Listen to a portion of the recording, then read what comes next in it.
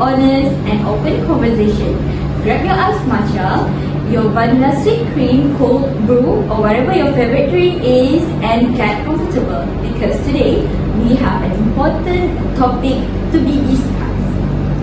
So, lately, if you read any news or look at social media, you will see various of serious headlines regarding our education system and our youth. It makes us ask, are these students actually okay?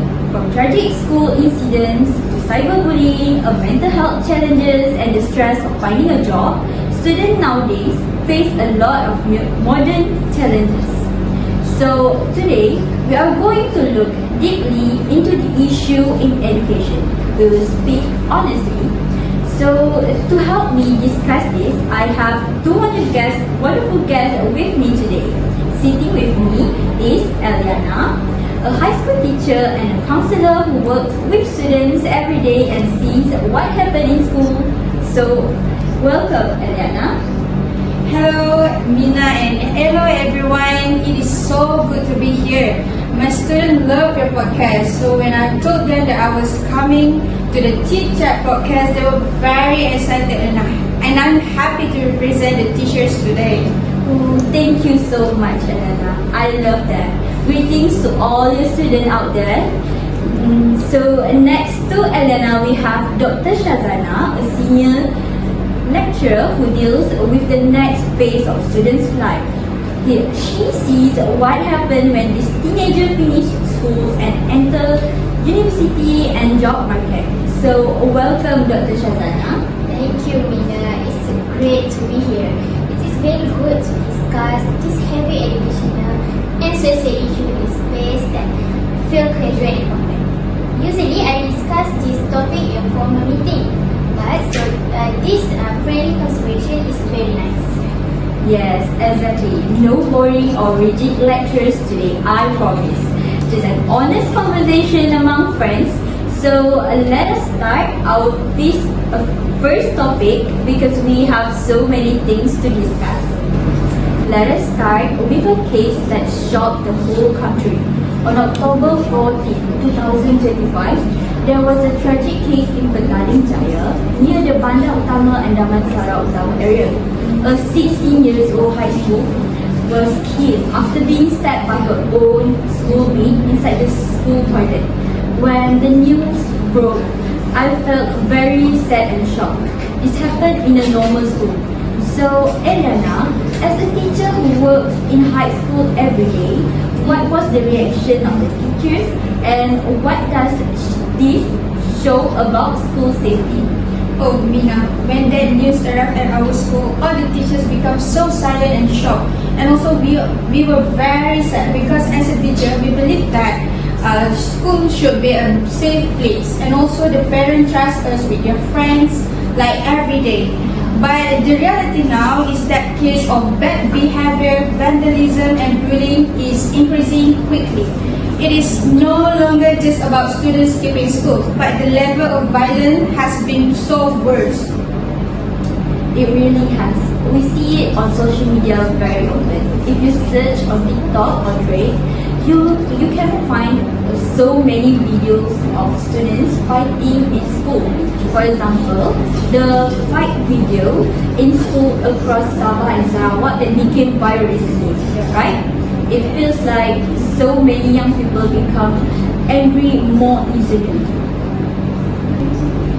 So, what do you think?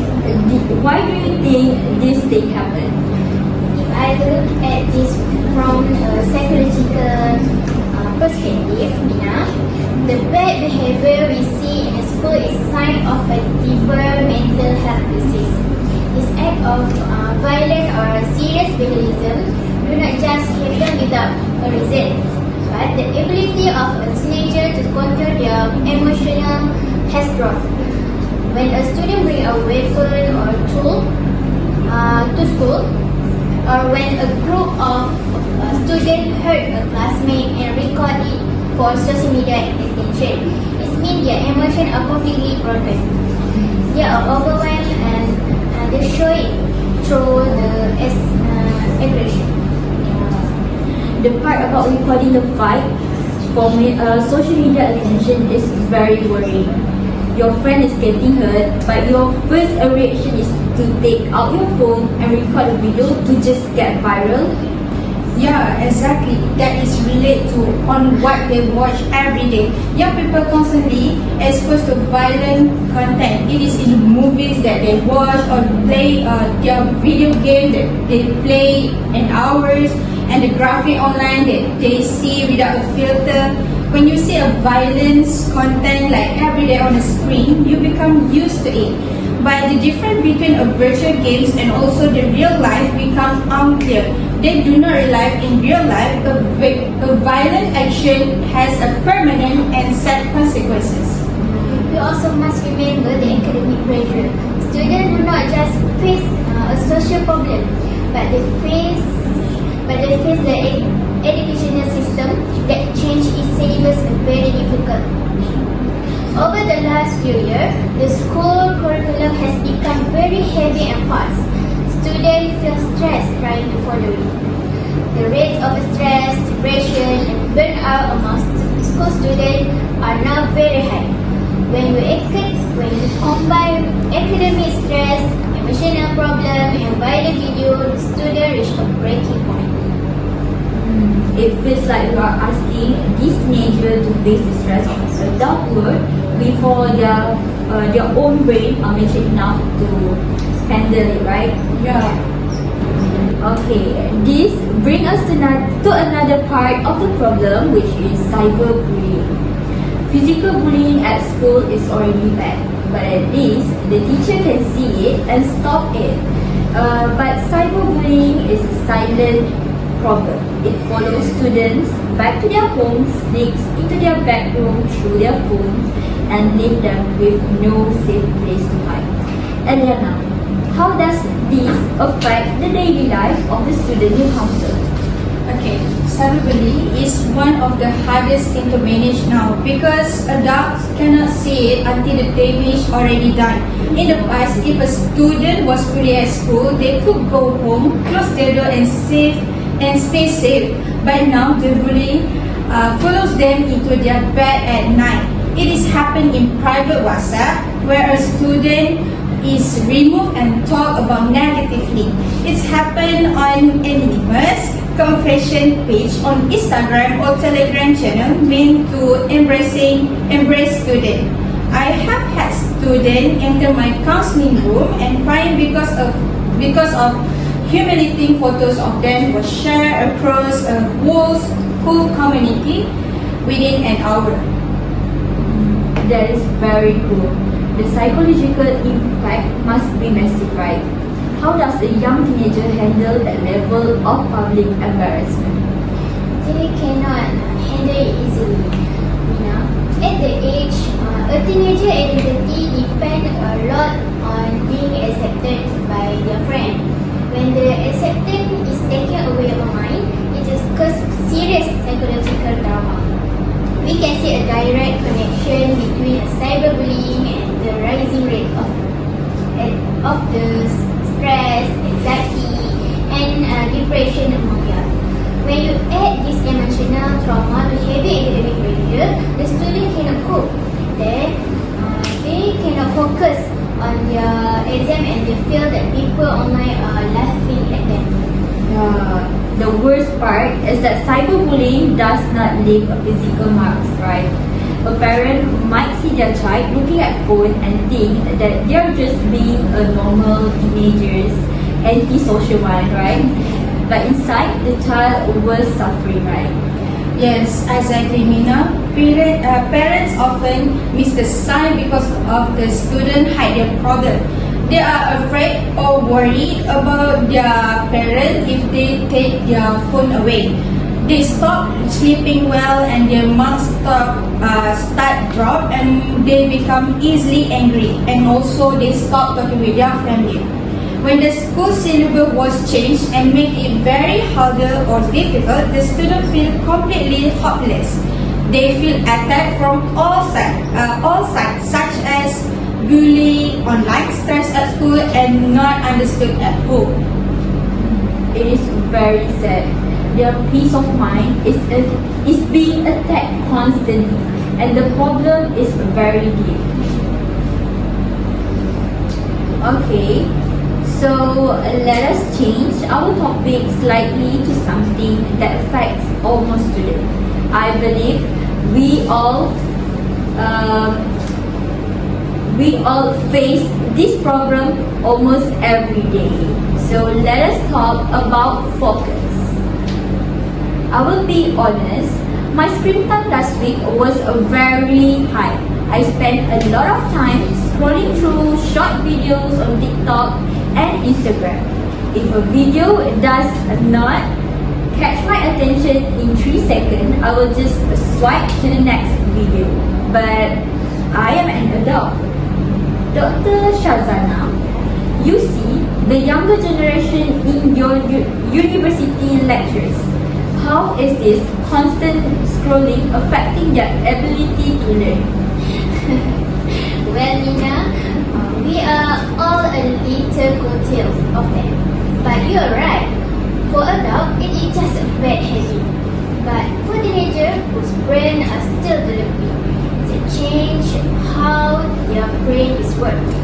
We are teaching a generation that is used to short form content. The biggest effect is a shorter attention span. When a brain is used to receiving a quick assignment every 15 to 30 seconds from a short video, it loses the ability to wait patiently. So they cannot sit through something that takes time. Exactly. Sitting through a 2-hour university lecture, sitting a long article, or solving a complex math problem does not give a quick assignment. It requires a long mental effort. Therefore, students today find it very difficult to focus on learning activities that last more than a few hours. I see it in class. 10 minutes after the lecture starts, many students automatically check their phone because their brain wants to quit digital assignment. Yes, it is a daily struggle in high school too, Dr. Shaz, because teachers have to compete with their smartphone, and also the school textbook is not as interesting as like a major social as we know. But my biggest worry is not about the compared to smartphone, but their critical thinking skill are dropping. Can you explain that, Eliana? Because how does scrolling reduce their critical thinking? Because short video give you quick, simple answer. It does not require you to analyze, ask question, or check facts. But you just can watch it passively. So when I ask my students to write an essay to analyze a social issue, they find it very, very difficult. They cannot form deep, independent thought because they are used to getting information easily in maybe 50 seconds. If the answer is not constant on a Google, they will give up. And this is dangerous habit to bring into the adult life.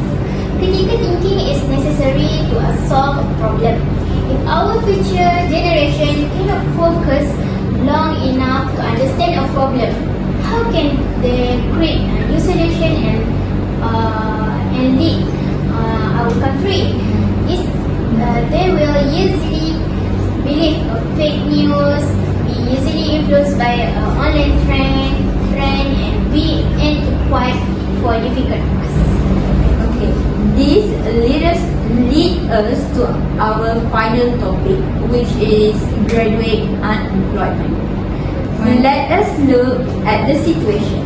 A student finished school, manage their mental health, graduates from university with a degree, but then enters the real world and cannot find a job. So, Dr. Shazana, we always hear that graduate unemployment is rising. Why is there a gap between having a degree and getting a job? It is a skill. The job market and industry are changing very fast because of technology and artificial intelligence (AI). Unfortunately, many educational programs still focus on memorizing facts to pass the exam.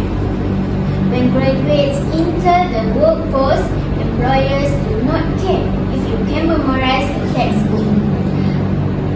But they want to know, can you communicate well? Can you adapt to change? Can you work in a team to solve a crisis? Because of shorter focus and less social interaction because by phone, many graduates lack this soft skill. To have their qualification, they have the qualification, but they don't have the skill needed by the industry.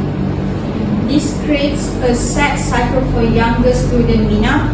High school students see the oldest graduates in their neighborhood who do not have job or maybe who work in temporary jobs even though they have a degree.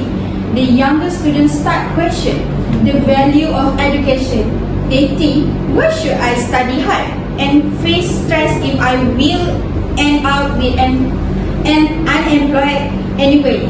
It's made them feel hopeless in real life. That makes sense. Why should I work hard if the result does not look good, right? We have discussed many difficult issues today. For example, safety, cyberbullying, short focus, and unemployment. But the GEEC is not just about stories, but it is about finding a solution and helping people. So, we must give our listeners hope. How do we fix this? Elena, can you share with us how to prevent this issue?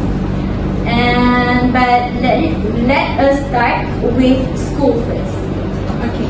First, we must improve and strengthen mental health support and counseling service in school. We need to change how people look at counseling. Right now, students think you only see a counselor if you did something wrong. That mindset must be changed. The counseling room should be a safe place for anyone. Second, we need a program to teach students how to use social media responsibly. We need to teach them how to protect their peace of mind and how to stop cyberbullying and also how to use technology for good things. We need clear anti-bully campaign that actually work. Yes, that is true. Preventing the problem from early is better than punishing it later, right? So, Dr. Shazana, what can we do from the university and community side? Okay, we need to align a university program with industry needs. University must work together with company so that what students learn match what the workforce needs. We need a less exam and more practical project. This for students to put down their phone, talk to each other, debate and improve these critical thinking skills. At home, parents must help by managing phone use. Create phone free time during dinner, encourage outdoor activities and teach children to be patient without a screen. That is a wonderful and great advice.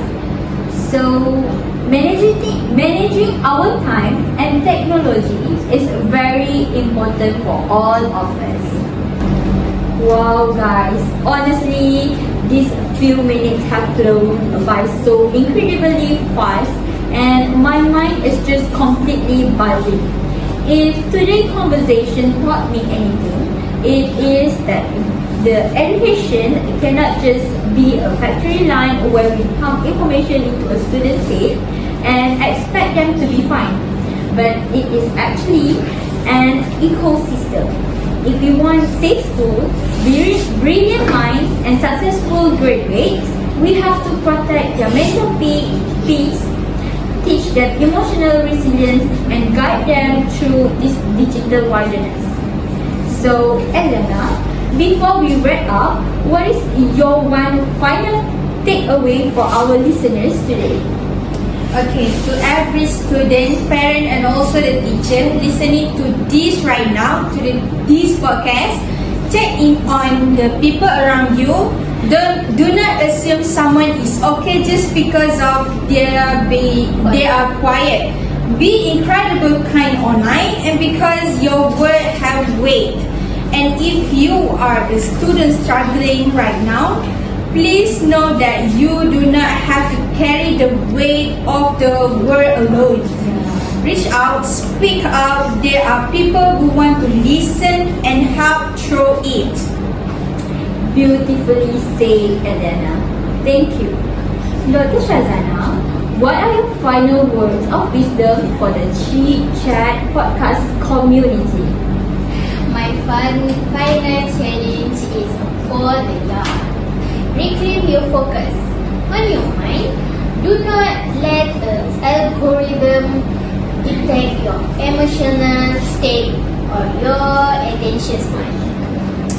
Challenge yourself to put the phone down, even if it is just for an hour a day. Read deeply, engage in a real conversation, and think critically about the world around you. Your future self will look back and thank you for the resilience, the intellect you choose to build today. Wow, what an absolutely great mic drop moment to end this podcast, right? Eliana, Dr. Shazana, thank you so much for coming onto the coach today and keeping it 100% real and sharing your incredible wealth of knowledge with us. Thank you, Mina, for having us. And this podcast was so amazing. It was an absolutely pleasure keep doing what you're doing. Yeah, sure. And to everyone listening at home, in your car, or even at your study desk, thank you for hanging out with us today. If today's episode sparked something in you, please share it with your friends, siblings, or even your parents who need to hear this. So let's build a safer, smarter, and more empathetic community together. Until next time, Stay safe, stay smart, and stay cheap. Bye, guys. oh sorry, not to forget, today's episode is brought by GEEC1052, your favorite and number one choices of mineral water. So don't forget to buy drinks from Spritzer!